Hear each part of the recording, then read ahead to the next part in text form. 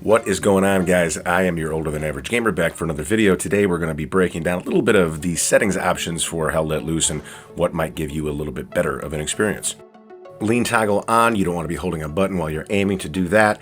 Vibration and adaptive triggers, this is going to be preference based, but off gives you an easier time shooting. Controller sensitivity, somewhere between 56 and 60, I think.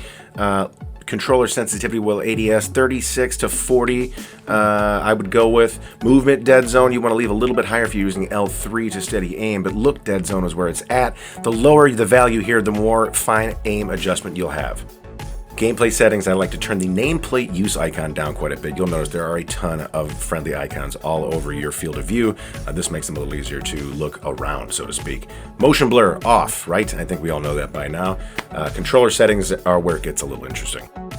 Now these settings here are really all preference based. I ended up going with layout C because it was the only one that I could find that had a hold breath mechanic that was not tied to a button on top of your fire mechanic, which seems very odd to me to do that, but that's what I went with, being that, you know, if I'm going to lean right or left, I can do that prior to getting to the corner. That doesn't not make a whole lot of sense, right? I mean, there's some interesting options in here. Layout B is really bizarre. I tried it without looking at it too much before I jumped into it and thought I was absolutely losing my mind. And maybe this was for left-handed players, although I don't know why, because they've been using the same controller mappings as everyone else was for so long, and I'm not sure why you'd want to flip everything to the opposite side that it's usually on. It's a very jarring thing to try to use. I'm sure it's for someone, though. Listen, guys, thanks for stopping by the channel. I do appreciate it. Maybe think about subscribing if you haven't. Maybe like the video.